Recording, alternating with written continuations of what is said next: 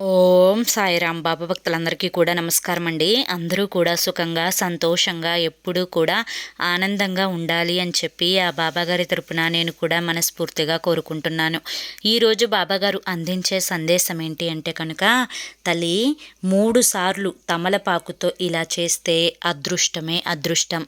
నీ మీద ఉండే నెగిటివిటీ అంతా కూడా పూర్తిగా వెళ్ళిపోయి నువ్వు పట్టిందల్లా కూడా బంగారం అవుతుందమ్మా అని చెప్పి ఏదో తెలియని సందేశంతో ఈరోజు బాబాగారు మన ముందుకు వచ్చారండి.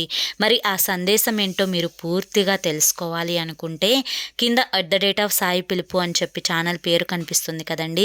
ఆ పేరు కింద ఉన్న ప్లే బటన్ని కానీ టైటిల్ని కానీ క్లిక్ చేస్తే మీకోసం బాబాగారు చెప్పాలి అనుకుంటున్న ఫుల్ వీడియో అనేది ఓపెన్ అవుతుంది.